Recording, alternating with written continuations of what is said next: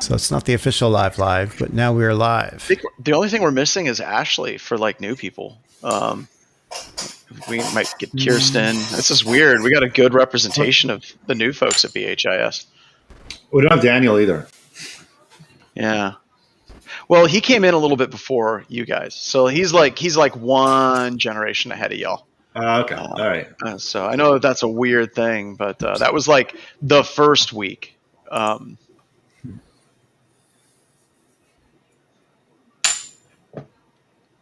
Like the Pac-Man in the background there, Jeffrey.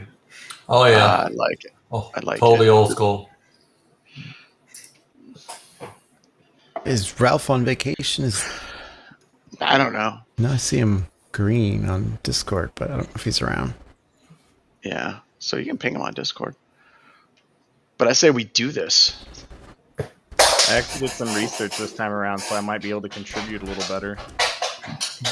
Yeah, I was going to mention a little bit about your performance, Noah. We clearly noticed. We clearly noticed that you were not quite up to snuff. So no, you're rocked. Oh, sorry. We got Mubix has joined. Hey man, Ralph says he's expect to not see me on the news. trying to get on right everyone. now. Video's messing up today for some reason. I've had issues with voice or video calls again. I still go back to it's just like you're doing so many video things that it's just like this constant switching of configurations. It's just a nightmare. Yeah. Is it due to micrometeors? Is it due to micrometeors? It's no longer He doesn't DNS know is about no that longer one. the problem. It's going to be micrometeors from now on. Yeah. That'll be the new answer for everything. Yes. The No more micrometeors. gremlins, micrometeors now. I blame everyone else. That's the default. I just blame not me. It's everyone else's fault. It's like that family. What is it? There's that single. God, what was the name of that? It was a cartoon. Family something. Family Guy? It was like crap. But it was like, who did it? Not me. And like these little kids. And there's like this little ghost child, and its name was Not Me, or I Don't Know was the other one. Family Circus was the name of it. Okay. Which was really, really dark. If you sat and thought about it, you would almost think that Not Me and Nobody and I Don't Know were like the ghosts of the children that had been lost in the neighborhood, which was kind of a sad way of looking at it. But we don't need to get philosophical into family circle. Super dark. It is. It got real dark. It's like Garfield. You get to hear some of the theories about Garfield, where Garfield is slowly starving to death in an empty house, and the whole comic is nothing but his like wish fulfillment as he's dying. It's like that's dark stuff. Did you guys see the? Oh, go ahead. Did you guys see the XF tool code execution POC? Oh my god! Holy Really? crap.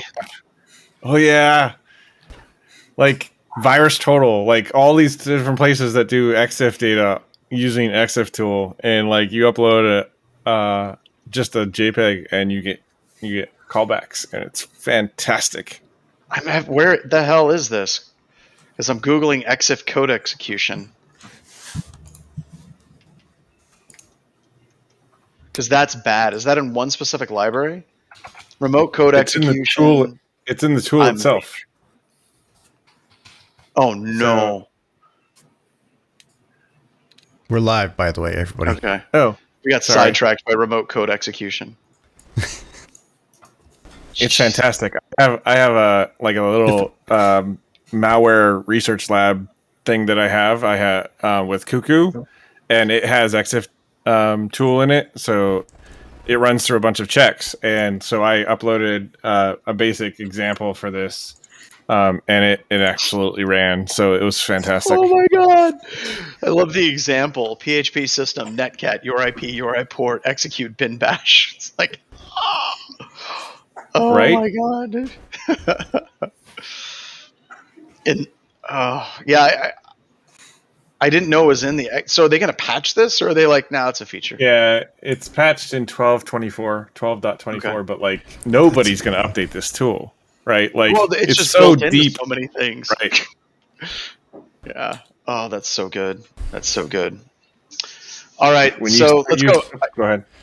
Let's go ahead and start the show, and let's start on this one because this is geeky. Let's kick it off, everybody. This one right here, the EXIF thing. Yeah. All right, I'm gonna go for the graphics. Blah blah blah. 3, 2, 1.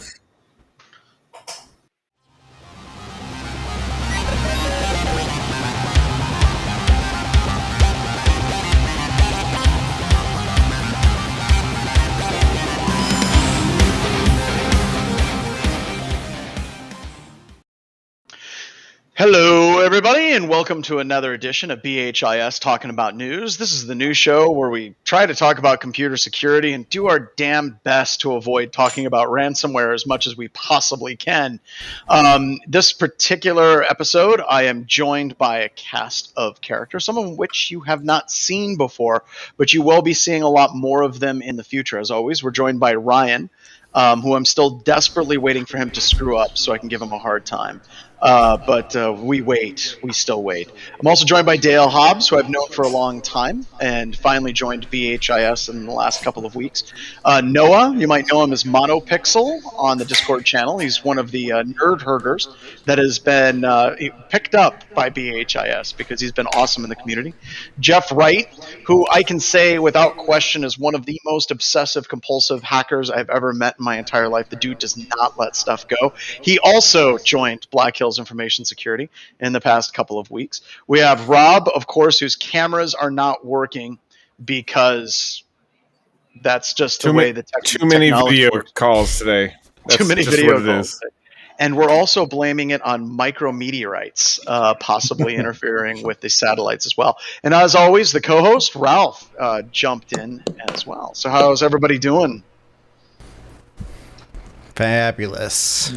It's Good. Monday. Amazing. Awesome. Amazing. It's just another manic Monday. All right. That's the song.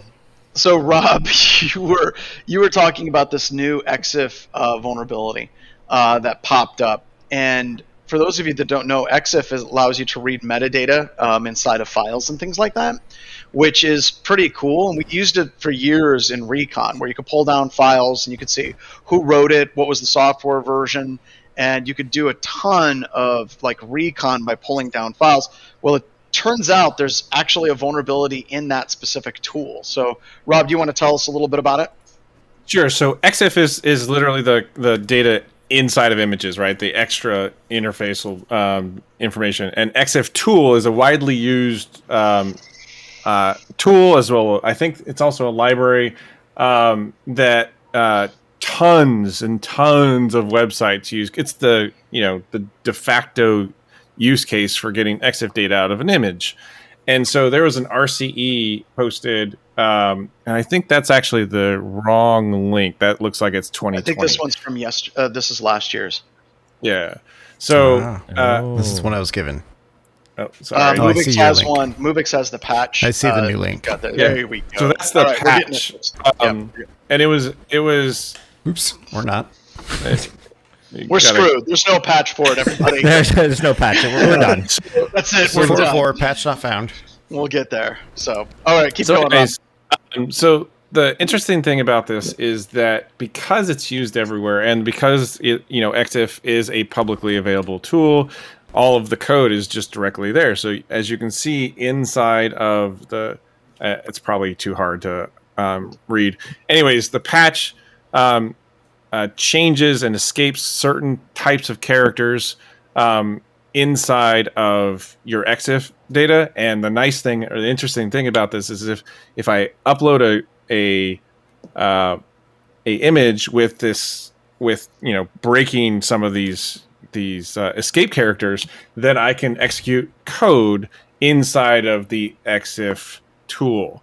And I mean, this thing is used in VirusTotal, Imgur, like all of like tons of publicly available websites. And so this is a critical vulnerability for anyone using it. And one of the problems is that like many times you might not know that you're using it. Like Cuckoo, my version of Cuckoo has EXIF tool in it that runs, and I tested this POC out that I'll see if I can get a link to it later. But the POC just pops calc inside of my virtual machine. Not I'm saying outside of my virtual machine, right? So it on the host itself where I'm running VirtualBox, it pops up calc because it's pulling out the images of what gets dropped by my malware and pulling out EXIF data to load it. Like this thing is super awesome. So, and I think that a lot of people kind of need a little bit more background on why this is so bad. This is actually a type of, believe it or not, this is kind of a supply chain attack. Whenever you talk about things like SolarWinds and how big it was into organizations and things like that, when we're starting to look at these open source tools, there's a ton of commercial tools that utilize these open source tools inside of their technology stack, because it's easier just to pull an open source project, incorporate it in your tool, and then you have it built into your commercial tool. So when Rob said we won't see the end of this for a while, he's absolutely correct, because this is embedded in so many things. And unfortunately, a lot of those things are security tools. So this is going to be right. This is going to be a gift that keeps giving for a while. Yeah, so anywhere, and the other thing is, anywhere you can and there's many times that you won't even know that it's being used, right? So if there's an icon or avatar that you can upload your image for, just like Image Magic or whatever it was called, Image Magic. The exploit, that's still out there. You can still find people using old versions of Image Magic and get a code execution through it. So this... so one side note to this is, if you are avid CTF player, be careful, because EXIF tool is one of the things that many CTF players use to find data inside of images. And I would also go so far as, if you're a lethal forensicator, as the SANS Institute likes to call people that do forensics, Blake has been pointing out in YouTube that there's a large number of tools from SleuthKit and Autopsy and all these different things that are reading in this metadata from these files. And a lot of those tools may be using the EXIF toolkit for that as well. So the reason why that matters is because if you're doing forensics on something and it's part of a case, and you get in front of a judge and a jury, and the software version that you were using was out of date, and say it had a vulnerability where someone could take over your forensics workstation, that could definitely impact your actual court case. So just double check and patch your stuff as much as you can. And there's the calculator. That's a great thought too. Can you imagine just dropping this in one of your folders and in case popping calc? Your case is going to be and how do you patch in case, right? Oh my gosh, that just but I think you and I have talked about this extensively. In case and FTK, they used to be relatively lightweight, small programs, and now it's multiple gigs of files that you got to download. It's getting harder and harder to actually patch and update those things. Blake also brought up, wonder if it can affect previously closed cases. From this particular post on our NetSec, it doesn't sound like it was something they found being exploited in the wild. It sounds like it was found by a security researcher. I don't think there's any indication yet that this has been used in the wild. Is that correct? Yeah, not as far as I can see. It was reported, if I remember correctly, through HackerOne, and finally on the tool itself. So I don't think it was publicly out there, at least not that I know of, other than on NetSec. It's still early in the week, though. Yeah, it's going to be in public soon. Yeah. So what I'm hearing, if I was able to create a POC out of it, it's not that hard. So what I'm hearing is, if you want to make it a really fun time for anyone who may be doing some sort of forensics on your cell phone at some point, you should download the Signal app with the landmine Cellubrite exploit, and then put pictures with remote code execution to wipe any host computer into your thing, so that if anyone tries to do any forensics whatsoever, it's just going to nuke that system. That's what I'm hearing. Wow. That got dark quick. Yeah, right. If you want to talk anti-forensics, oh man, what's his name? Crap. He does hardware. He's braids. Anyways, there was a gentleman who is an amazing. He does the Bible, the Ponda, or anyways, he gave a talk. Jesus? Sorry, What's I this talked guy's to name? but I was like- he did the POC or GTFO. He's the original author of that, or The Bible. curator. Okay. Yeah. Anyways, he gave a talk at, I think, SciScan back in 2010, and it was surrounding anti-forensics. And one of the most amazing anti-forensics that I actually got a chance to try out on myself was he created with his not JTagulator, with a piece of hardware that he creates, where he rewrites the firmware on a SATA controller.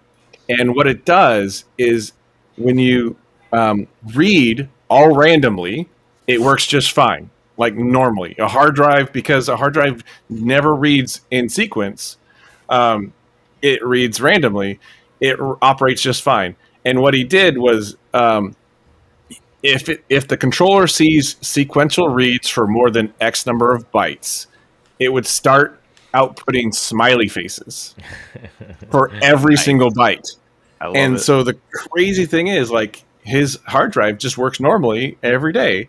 But if you pull it out and put it in a forensics machine where it reads start to finish, it smiley faces after like the first meg. So all you get as a forensics.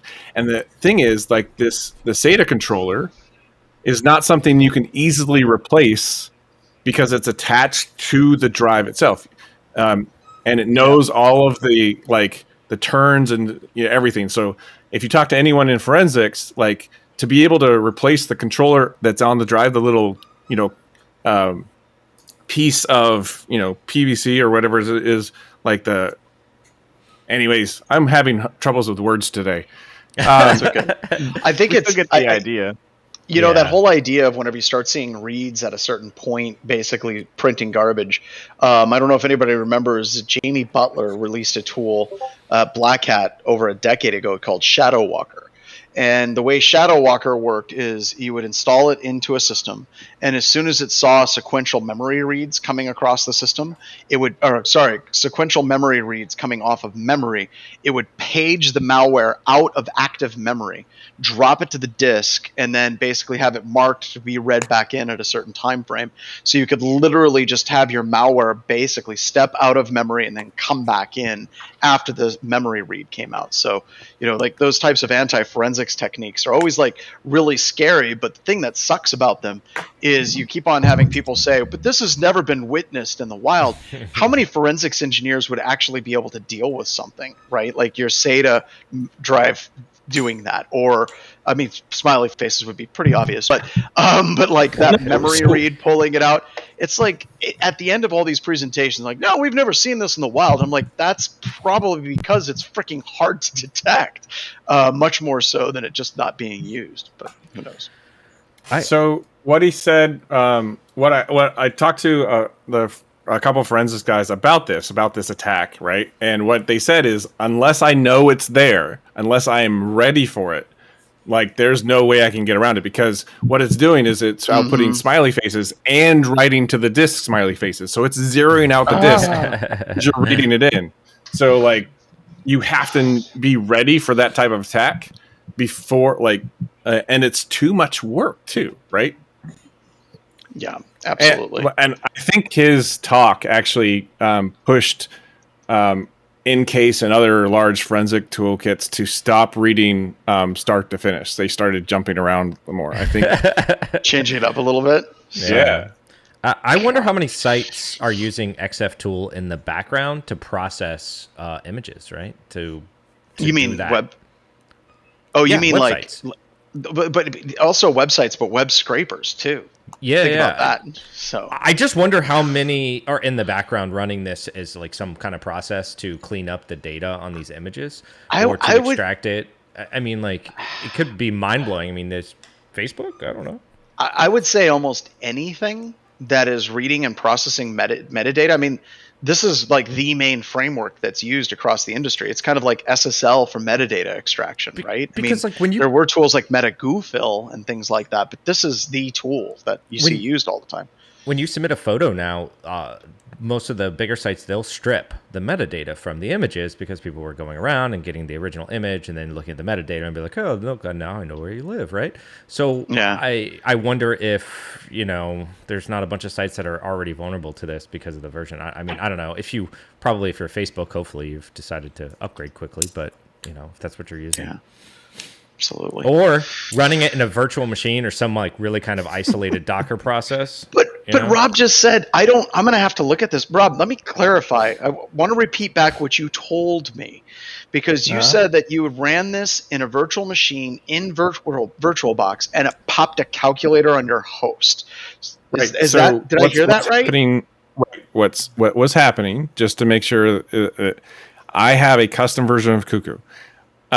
What it does is it sees all of the files that get written to disk, right? Oh, no. And if it is an image, it pulls out the EXIF data, it's written EXIF tool on my host instead of in the image.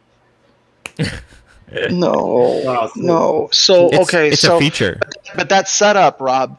That setup is actually very similar to what a lot of vendors are doing. Like if you look at what FireEye is doing, they're using a modified version of QEMU to actually do virtualization for processing things. And they do something very similar where they run it inside of the virtual machine and then they pull the files out to do additional analysis as they get exactly, because it's the quote unquote safer route, right? No. It is, because like if I was running inside where the malware is running, the malware can modify what I'm looking at, right? Or the tools that I'm looking at, right? Yeah, so you pull it out and then analyze it, right? Okay. This is going to be one of those anti-buster moments. We're going to need a VM for the VM, three layers deep here. Yeah. Until they figure that one out, then you need four. I think this one's going to get shoved under the rug. I think this is one of those things where like you sit around and you talk about it. This is like at cons. If we were all together, we'd be talking about this going, oh my God, this is horrible. This is horrible. Everyone would take a couple of drinks and be like, well, that's going to suck. And then we just move on and we don't think about it for years until it actually hits something like a FireEye or a very large forensics vendor, and like, well, they were actually warned about this vulnerability like a half a decade ago. Because that's how I see this one going. It's like, this is scary, but as Rob mentioned, a lot of people don't even know that they're running it. A lot of vendors don't even know that they're running it. A developer threw it in, and no one's really watching this crap. So, all right, let's keep going. So it was free, open source. It works great. I got it from GitHub, so I can run it for free, right? So yeah. I mean, all code on GitHub is security checked. It's good. Multiple times. See the code. This sounds like a great avenue for a pen test. It does. If you know that they have any natural or they have any image processing or file processing, because it's not just images, right? You could definitely try to launch this as an attack, I think. So imagine a metadata sandbox detonation. Yeah, that's kind of where we're heading, right? Oh my God. All right, let's keep moving. Do we want to talk about, Ryan, can we bring up the deep fake thing? Yeah, let me find that one. This sounds AI-ish. It is AI-ish. This scares me, and this is something that we talked about in one of the earlier shows, and I talked about it on Enterprise Security Weekly and things like that. But the whole idea is, you have email compromise, business email compromise, where somebody spoofs an email from an executive saying, I need you to transfer money right away. And that's hitting companies right now. But imagine if you got a video call, right? Like you got a Teams video call, or you got a Skype video call, or, GoToWebinar or Zoom or whatever. And on the other side is like your boss's boss's boss demanding you to do something right now. And it's all a deep fake video.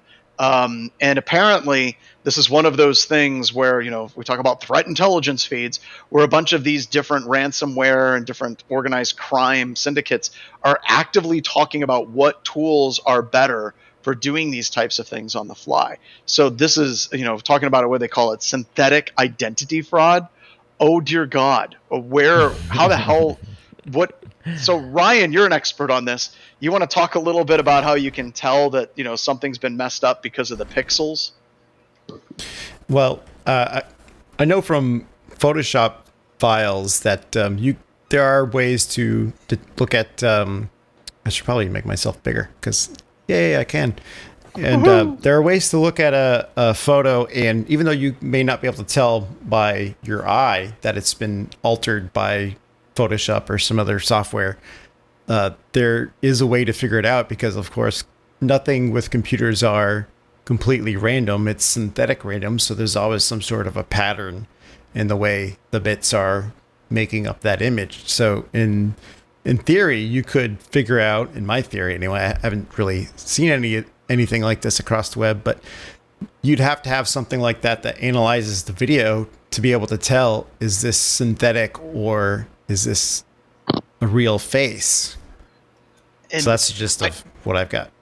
So it's almost like you'd need to have a plugin that could go into Zoom or Teams or something that could give you a warning and be like, this is currently, deep fake. It's like when you get an email and you have to scan the attachment file first before you can look at it.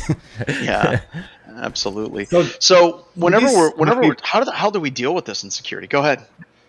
Well, I was going to ask: are these pre-recorded like videos that they play for, or are they interactive in the sense you can actually have a conversation with one of these? So there's two types, right? So you actually see deepfakes right now, and you see it all the time where they put like Nicolas Cage's face on Yoda, and it looks really good. And we're seeing that as far as videos and things like that. But a lot of that technology is basically like last year's or the year before's technology for a lot of the videos that you see that are demonstrating that type of capability. If you look at some of the newer technology that's been showing up, stuff that's running with like a supercomputer cluster and lots and lots and lots of GPUs, I have seen examples where people can take pictures from like the 30s and then they can basically make that picture animated, and then someone can talk and interact, and it changes the picture more or less real time. There may be a slight bit of hesitancy, but it's basically getting to the point where this is no longer just processing, but actually getting to the point where it's processing close to real time. There is an open source project, I just posted it there in the chat, to do just this, right, for Zoom bombing, and it will do it in real time. So supposedly, it will take that face and you can have a live conversation and, pretend to be that person. Now, I don't know how great it is. I haven't set it up. I just know that, the code's out there. This is just kind of the start, right? And this has been out for a little bit, so.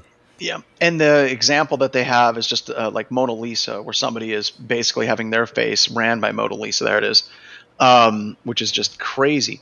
The other thing that's been really interesting, give you an idea how quickly this technology is progressing, is large commercial studios. Like if you look at Warner Brothers, they actually went through and had to use deepfake technology to remove God, what's the guy's name that plays Superman thing? Yep, they had to. I can't remember his name, but they had to remove his mustache because he was in a Mission Impossible movie where he had a mustache, and it cost them millions of dollars to do, and it didn't look real good. But because they had to pull him back for reshoots in the schedule that he couldn't shave his mustache. Yeah, exactly. But in that time where they built these servers and released the movie, the open source community and like the software you can get at home was actually processing that type of thing better than Warner Brothers was able to do for the Justice League. So yeah, this is rapidly accelerating as a whole movement in the industry. So this sounds like it's not far off from eliminating actors and actresses from movies if we can just computer generate them. I mean, isn't that what all the We've been CGI saying that movies? for 20 years, though.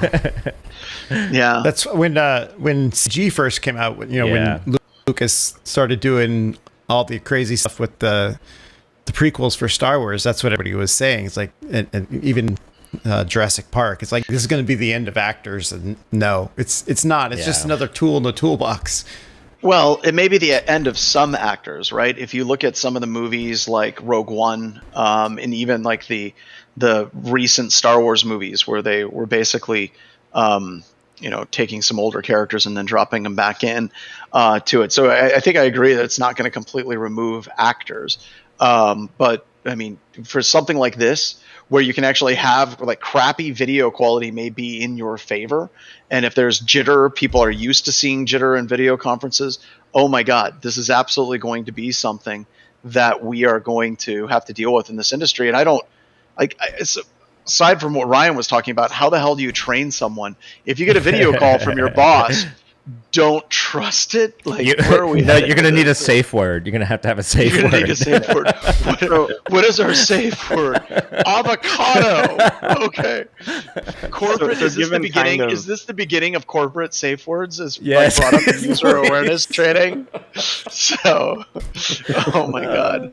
So given Ralph's description of how, or Ryan, sorry, Ryan's description of kind of how it generated and how you can detect like fake Photoshop pictures and that kind of stuff, is this something that we could maybe, rather than just say like, hey, I know for a fact that this is a fake video, could we do something like entropy and just say, hey, this has a really, it looks like it's computer generated, this doesn't look like it's an actual natural thing? Here's the problem. Okay, so if you're looking at a lot of different modifications of images, right? If it's automatically if you're using steganography, any type of computer generated stuff, you can actually deal with entropy. The problem that you run into is when you get into compression.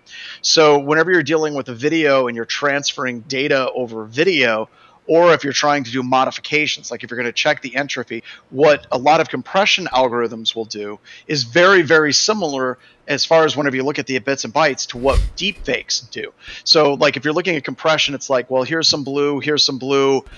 They're not quite the exact same shade, but F it. We're going to all of a sudden make all of these blues be the exact same color, and then it's going to kind of pixelate it a little bit. By that compression algorithm making a determination as far as what colors it's going to replace, instead of having the full diversity of all the color sets that you can have, collapsing that down to a smaller color palette looks exactly like computers modifying video streams on the fly, because that's literally what they're doing. So being able to say, like, are you losing bandwidth, or is this somebody that's like creating an avatar of your boss like a puppet?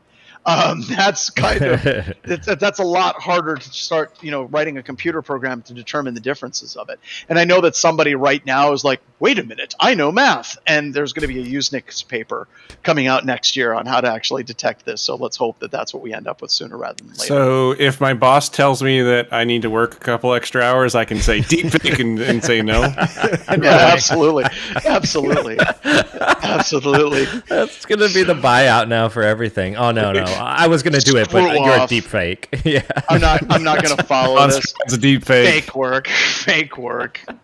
So, oh my god. I found the link to the video. It's Travis Goodspeed, and the USB stick that did it was Face Dancer for the anti-forensics. Oh, that was That's the one what that you you were were talking just about? sharing, right? Oh, so naturally Yeah, here's that. it's Travis. Where is he at these days? Because I know he was doing a lot of research, and then he was doing freelance work, and then he would basically just like travel, and then he'd come back. I haven't seen him in a while. So I don't know, but it's an excellent talk. You should definitely check it out. anything from Travis Goodspeed is really, really, really good. So he's in that Dan Kaminsky type category for me, especially with the hardware hacking stuff. So, all right. What other news stories do we have, Ryan? Any special requests, or just pick one? I got one. Yeah. How about Experian credit freeze? Anyone got that? That one got actually that one. came Here we up. go. And Dale wanted to talk about Dale gets to retell his story. Oh, I missed it. So I get to relive it. No, or I get it's to cool. relive It's cool. It's cool. It's cool. Go ahead, Dale. Well, it wasn't so much with Experian, but just more the fact that with your personal information, how easily your stuff can be stolen. Like up here in Canada, we have these COVID relief payments you can get from the government if you've been unemployed, and someone managed to get into my account using just over the phone and change the bank account information and the mailing address on my account and have these payments sent to them. And I've been dealing with it for about 6 months now, trying to get it cleaned up and off my account. But I know it's not directly related to Experian, but in the same sense, the Experian one, and their account was able to be unthawed by just sending in a request, and it didn't even have to come from the email on the account. In the article, it actually says from any email address, which is crazy. And no multi-factor on these free accounts. If you want to enable multi-factor, you've got to step up to a paid account, which to me seems like they might want to revisit that. So I was just going to say, for everyone who doesn't know, you can freeze your credit, okay? And when you do this, you're essentially just preventing other people from taking out any credit, even yourself, okay? So if you were to go in to get a loan and you try to apply, if the credit freeze is on, it'll just stop it, right? Well, the issue at hand here is that you can unfreeze it without any validation, right? And the validation was just the email address. So just to kind of bring everyone up to speed, and Experian's not really known for great security. In the past, they've kind of like leaking this stuff out. But yeah, and I guess Krebs has actually had this happen to him before too, through TransUnion, I believe, as well, where, people who are persistent enough and have this information. Now, just for context, when you do unfreeze the credit, it's not just, hey, what's your email address? We'll send you a link and now you can unfreeze your credit. You do have to enter some information, but they already have this information. That's how they stole your identity, right? That's the whole point, of this freeze. So like the article says, one of the examples was the last four of your social. Like if I am trying to take credit out under someone's name, like I know their social security number at that point. Yes.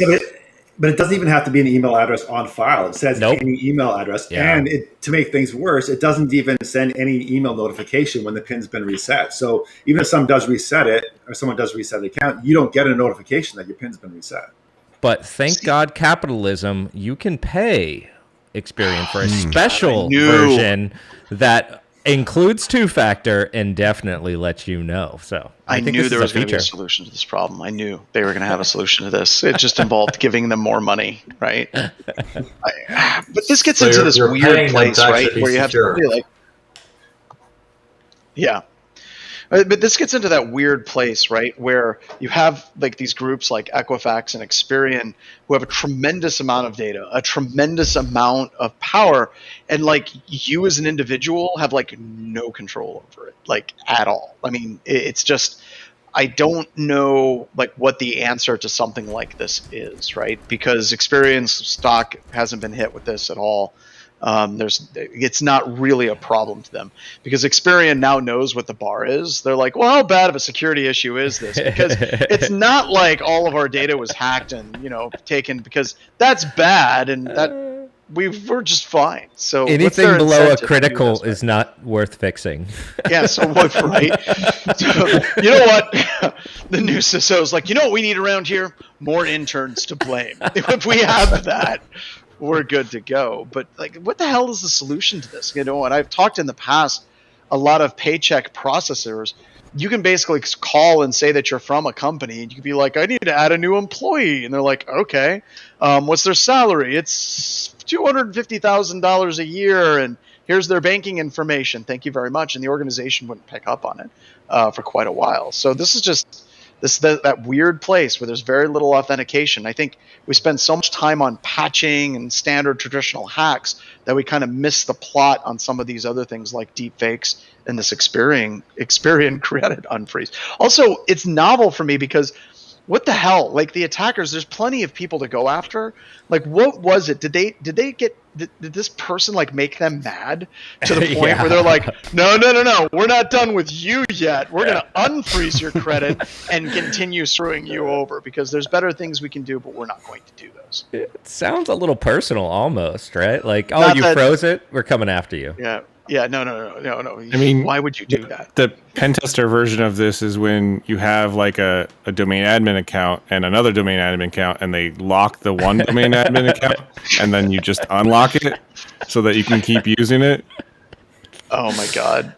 So, or I can't remember if it was a test you were on, Rob, where it was something like that happened, and they're like, we caught your account and locked it out," and you're like, well, I have 20 others over here. Yeah. You want me to? You want to?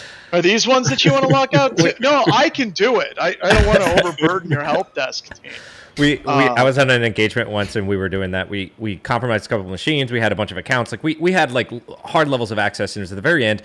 And we started compromising machines, and they were detecting it. And we're like, all right, great. Let's do some more of that and see if See if let detection them works, yeah, right? yeah. Let them catch this. I mean, this is the end of the engagement, and so we kept popping machines. It was like over and over again, and eventually it was like at 2 hours later, the CISO called us like, "Hey guys, stop. We can't do this anymore. The team is just we DDoSed them pretty much. Like they couldn't keep up with all the machines. We had compromised, and they were like having to like run down and like grab Sally's laptop and like doing recon on it. So yeah, it was pretty much over at that. Just pull the plug at that point. Just stop all internet.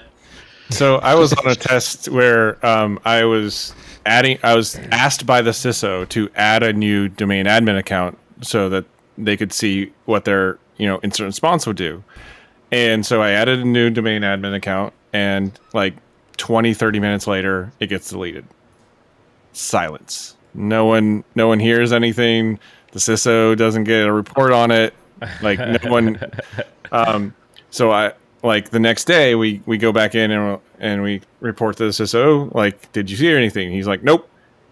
Radio silence. So I add a domain admin account again because he asked, and he's like, all right, I want you to add 4 domain admins accounts. See if they say anything. And I was like, okay, sure, no problem. I add 4. 20-30 minutes later, all of them get deleted. Nothing.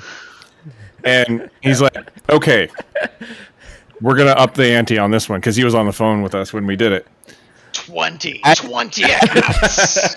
Add my account to be a domain admin. Oh, Nice. no. See if they delete it. And he's like, I was like, you sure about that? That's your like computer, like that's your everything account, right? He's like, do it. See if they delete it.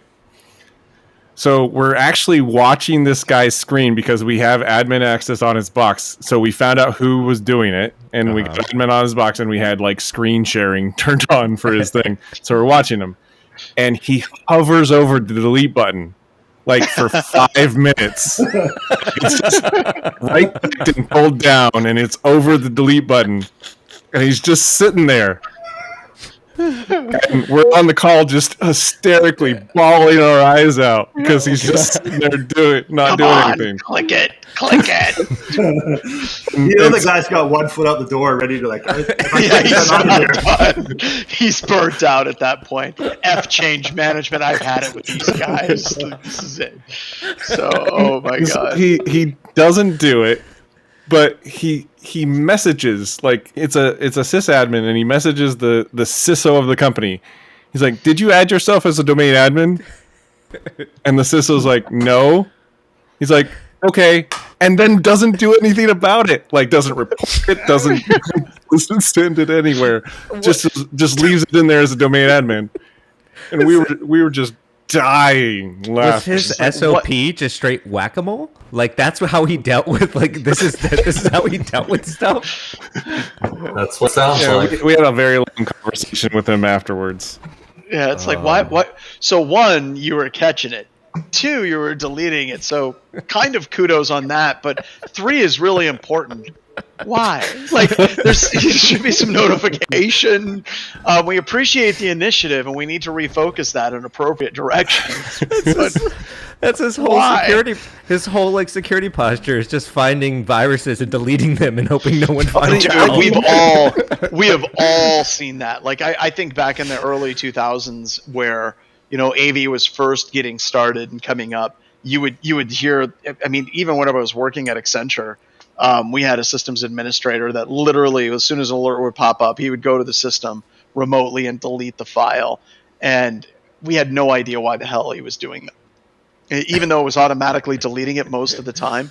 And we're like, how are you going to? Oh, it just seems like it's the right thing to do. And it's like, we have 5,000 users. That's not something that's scalable at all. Crap. We had a sysadmin once at Northrop Grumman. In the standard operating procedures, right? I think it was like the DSKID 6.3. There was a requirement in there that said that you had to review the audit logs every single day.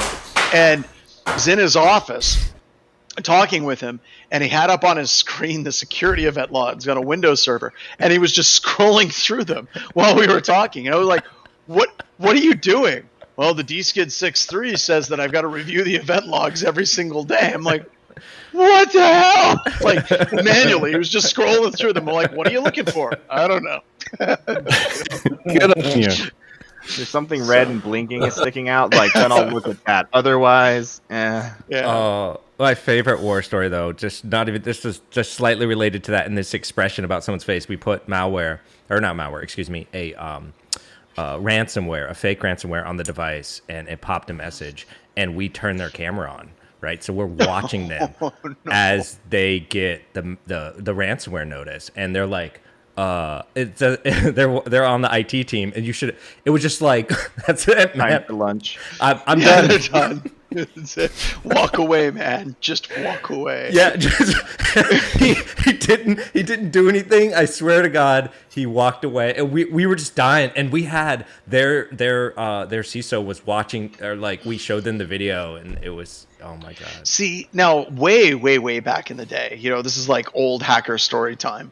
Yeah, right. Sorry, didn't mean to keep driving the hole. When Back Orifice 2000 first came out, one of John's monologue, grab your popcorn. Grab it. when Back Orifice 2000 came out, right? It was just like this amazing backdoor, and there were websites that literally were basically videos and screen captures of people whenever you would pop up a message on their screen, and then get their facial reactions. And it was just tons of pictures. Now, all that crap is illegal as hell, and it was not cool. It was not illegal. But seeing some of the reactions of people whenever they saw that pop-up box that said that they were compromised, and it said something like, I can see your poodle in the background. So then they know for sure that they were hacked. I mean, their faces were just like that Numa guy. So popcorn away. What other stories did we have today?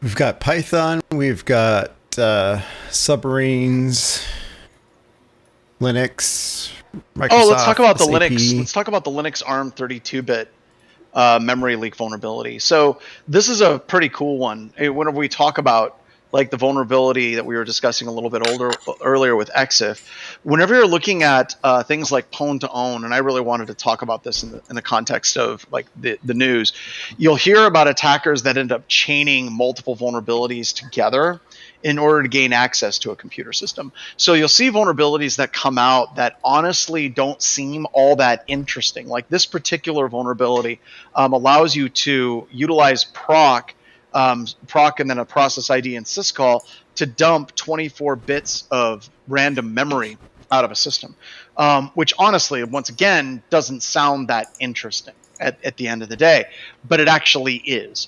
And the reason why this is really interesting is if I have the ability through some type of local exploit to dump memory contents, right?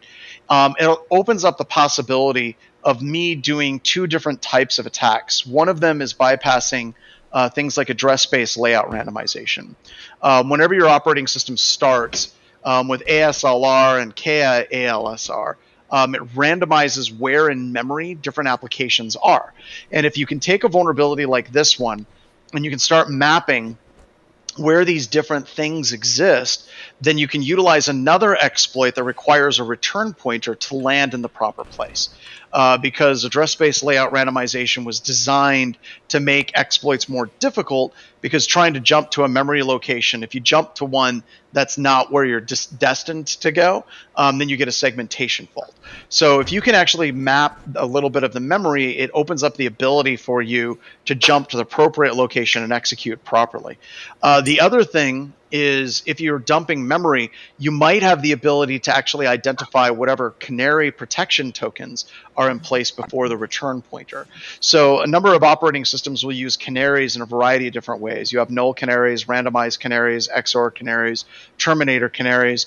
But whenever the operating system starts, it creates a canary that it puts in front of the return pointer. And if that canary is modified, then it knows that there's some smashing of the stack happening. Well, if you can read memory out of the system and you can read the canary, then you can basically on the fly format your exploit so you're overwriting the return pointer and the proper canary as well. So I really liked this particular vulnerability because it talks about how you can dump memory, and by reading memory, it can be used for additional exploits down the line. So when you're looking at a lot of the like pwn to own competitions, you will see attackers chaining sometimes 6 different vulnerabilities, from dumping memory through things like format string vulnerabilities, where you can do %x, %x, %x, and a printf or sn printf function to dump randomized chunks of memory.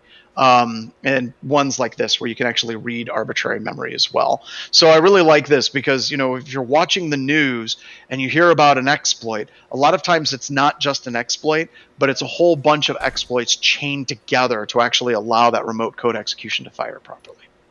Yeah, I remember back in 2013, Stephen Fewer's submission to Pwn to Own was, I actually got him to talk to him to walk down each one of them.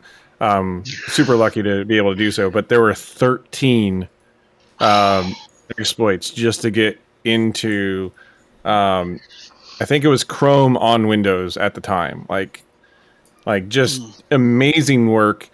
And he said it took at least 6 months just to formulate the plan for it. And then even then, you know, I think another 6 to 9 months to get all of those exploits put together.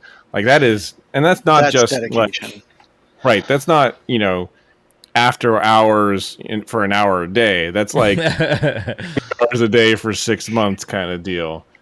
And that's, yeah. Whenever you look at those vulnerabilities, this gets back into patching the lower risk vulnerabilities in organizations where they say we only patch highs and criticals. Well, a lot of those lows and maybe mediums that you may be ignoring, like memory corruption or DOS conditions, if you choose to ignore those, you choose to ignore those at your own peril because they may be utilized in another exploit chain. So just keep in mind on that. Yeah, it's a reason they're the mediums and other things like that too. I mean, they get chained even on these internals and stuff like that. You're taking one little piece and then putting one little piece together, and all of that, you know, can turn to be the entire attack chain, right? And that's not even talking about what you guys are talking about, which is these like 0 days at the pwn to own, right? Where they're taking all of these 0 days, but some of those weren't amazing 0 days. I mean, they're 0 days, but they weren't like the one thing that they could do. Most people would be like, oh, that's like kind of okay. Like you don't really get anything in there, but when you chain them all together, it makes it happen, right? So yep. So John, if I have 2 mediums on my machine, does that equal a high, or is it like, is that 1 plus 1? Like, is it automatically a critical if I have 3 lows? It's like, is this like Go Fish exploitation? Yeah. Well, you know that people ask that. You know it. Like when I have a vulnerability disclosure program, because of how you guys said it, like they're going to ask that question. They're going to go that way. So usually whenever I answer that question, generally for most vendors, a critical vulnerability is a vulnerability that exists, remote code execution, and is actively being exploited automatically in the wild. A high vulnerability is a vulnerability that exists and exploit code exists, but it's not being actively exploited in the wild. Medium vulnerabilities are vulnerabilities that exist when in the presence of another misconfiguration or vulnerability can be exploited. So a classic vulnerability that a lot of people kind of ignore is like anonymous FTP, or you can do FTP write to certain directories. In and of itself, it won't allow you to gain access, but if I can do anonymous FTP to log directory, I can scrape out user IDs and passwords, right? If I can write to a directory and then that directory is readable by a web server, I can write a web shell and then I can exploit it. And I think the kernel ownage, if you want to get really old school, go back to some of the original stuff that Chris Gates was doing years ago that shows how you can chain those vulnerabilities together. The thing that sucks about what I just said is everything I just said, if you're talking to an executive, it came across as like blah, blah, blah, blah, blah, blah, blah, blah, blah, because they want to play the game of, do we fix it if there's 4 or do we fix it if there's 16 lows? Like, it's not super simple, right? It's only a high if you exploited it. Yeah, it's only a high if you exploited it, right? That's why they call it not vulnerability management, but vulnerability analysis. If you do vulnerability management, if you do vulnerability management, then all you're doing is managing the number of criticals, highs, mediums, lows. If you do vulnerability analysis, when you actually have people looking at it, instead of just issuing reports out to whoever the app owners are, right? Then you are actually doing it right. Like, that's the difference. And it sucks so bad because I think that all of us have been on engagements where you find a vulnerability that's a medium or a low, and then you exploit it. And when you go to management, you're like, hey, this right here was a low, but we were able to exploit it. And they're like, well, we're not going to patch it. Why? Because it's a low. And our policy is we don't fix lows. I'm like, but I was able to exploit it and gain access to your environment. Yeah, we know. But it's low, so we don't fix it. It's like, what the literal hell? That happens. So we have an update to this report. It is now a high. yeah, it is now a high. Here, can I get access to your Nessus scanner? Okay, do that on the reports. But then they argue with you. We actually had a customer. We went into their Nessus scanner because we were using their scanner. And then basically went into that specific plugin ID, changed it from a low to a high, reran the scan, gave it to them, then they fixed it. Perfect. You got to hack the system. You got to hack the security. So what you're saying is I need to change all of the findings all to of them to high. Every one of them. Watch. Got it. Things are going to get fixed, right? That's how things work, right? This report only has highs in it. So the other problem with vulnerability management is that you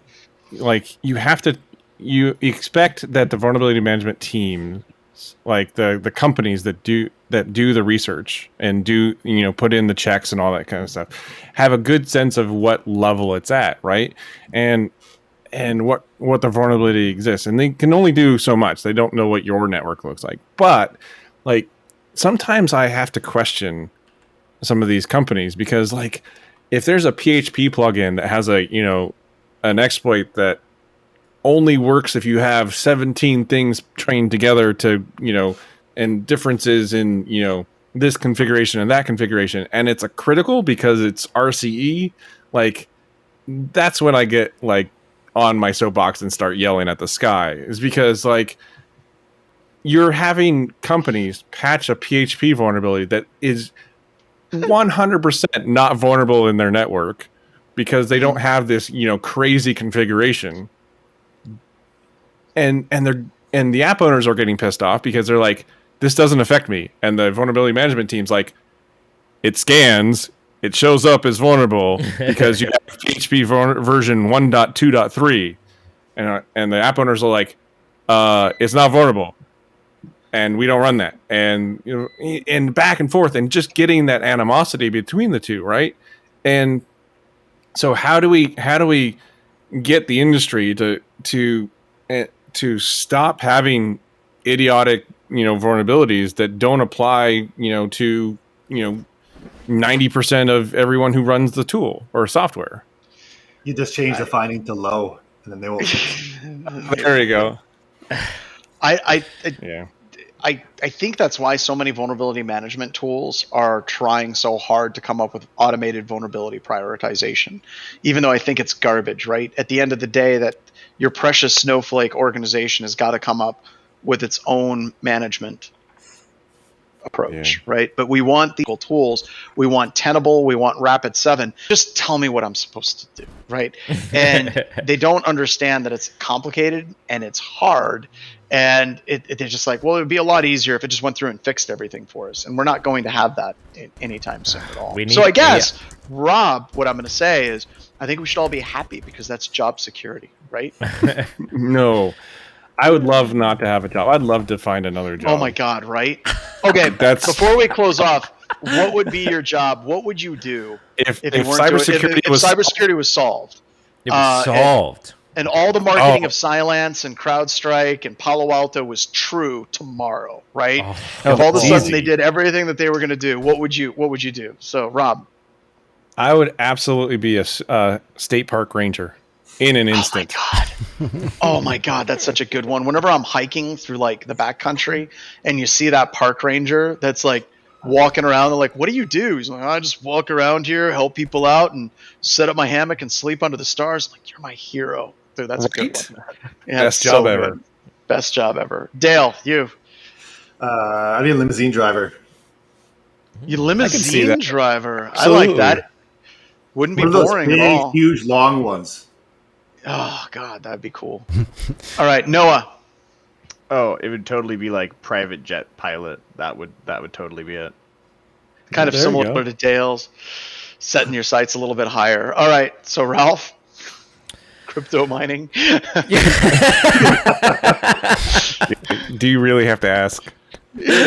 Honestly, I wouldn't mind just fishing every day. You know, I'm not very good at it, but it's very relaxing. There you go.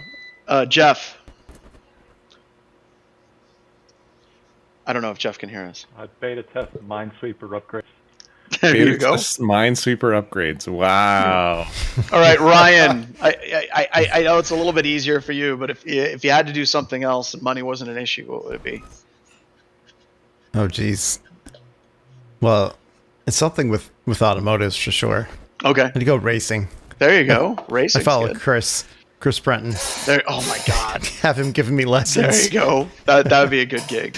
I would become a heavy machinery operator, like backhoes and skid steers and things like that. I absolutely love that. So that's a good For the one. most part, we would just all drive different things. It sounds like. Yeah, I think that's a consistent theme, right? We like being somewhat in control of like what happens here. So it's kind of crazy. That is funny. That is funny. We all picked it. In control of very chaotic environments. Yep. All right, everybody, let's wrap it up. Thank you so much for joining, everybody. And for those of you that watch live, we greatly appreciate it. And we will see you, I think, this Wednesday is when our next one as well. So That's correct. take care, everybody. Bye, guys.